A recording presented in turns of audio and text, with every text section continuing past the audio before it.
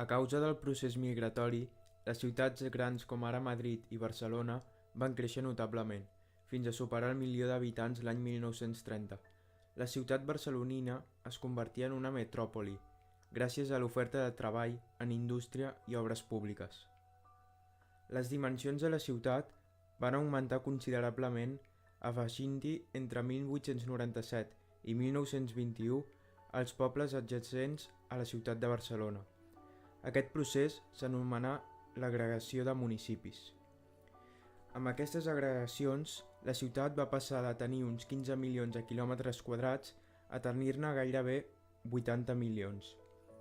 Barris com ara Gràcia, amb la Vila de Gràcia o el Parc Güell d'interessos culturals, Sant Gervasi, al nord-oest de la ciutat, que no fou un nucli potent per la seva geografia accidentada de rieres i torrents, també Sant Martí de Provençals, antic municipi creat arran del decret de nova planta de Felip V i localitzat al nord-est del Pla de Barcelona, Sant Andreu de Palomar, molt participatiu a les bullangues i a les guerres carlines, amb forta tradició dels Tres Tombs, Sants, un eix important comercial i industrial, i les Corts, foren agregats al 1897. Horta s'annexionà al 1904 i aquest barri va créixer demogràficament a mercès dels rics manantials d'aigua que fluïen, on la burgesia catalana rentava la roba al segle XX. Era una població de camps i vinyes on es construïren cases d'estiueig pels nobles i industrials barcelonins.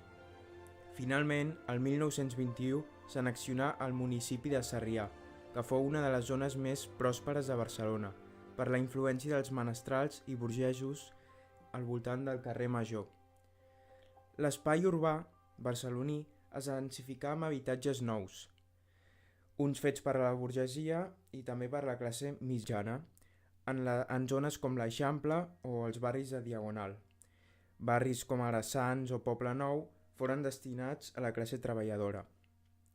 La creació de l'Hospital Clínic i la Facultat de Medicina l'any 1907 i posteriorment el Mercat del Ninot, conegut com el Porvenir, el 1935, van servir per potenciar la zona i atraure promotors interessats en la construcció d'habitatges, especialment a les classes mitjanes, com també el soterrament de les vies de tren.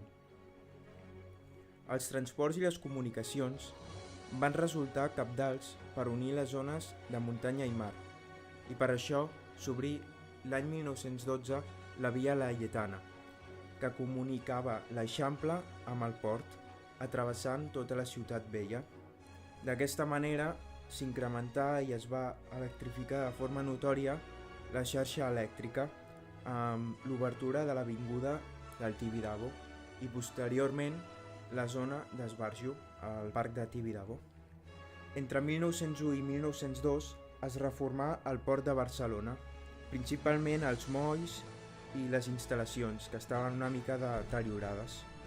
L'any 1916 funcionà el primer aeroport de Barcelona, establint el primer camp d'aviació a Viladecans, conegut com la Volateria, i posteriorment l'aeroport del Prat, que funciona avui dia. L'any 1927 van començar els vols comercials. El 1919 aterrà el primer avió amb passatgers provinent de Toulouse i en destí final Casablanca, i fou tot un èxit. El traçat i la construcció del metro foren decisius pel progrés a Barcelona, ja que havia d'integrar una ciutat cada vegada més gran. Aquest procés es dividia en 3 etapes: les obres del Gran Metro, entre 1922 i 1926, que anaven encarrilades a establir la línia Lesseps amb la plaça Catalunya, amb un ramal fins a Correus. El metro transversal, entre 1924 i 1934, anava des de l'estació de Bordeta fins a Marina, i anys posteriors arribaria fins a Horta. El ferrocarril de Sarrià, que posteriorment seran coneguts com els ferrocarrils de la Generalitat de Catalunya, fou una nova línia que obrí des de les Tres Torres fins a Vallvidrera. L'any 1912 es modernitzà i començaren unes obres per arribar fins a Terrassa i Sabadell, és a dir, el Vallès Oriental. El 1929 s'inaugurà el primer soterrament i fou el tram de plaça Catalunya a Muntaner.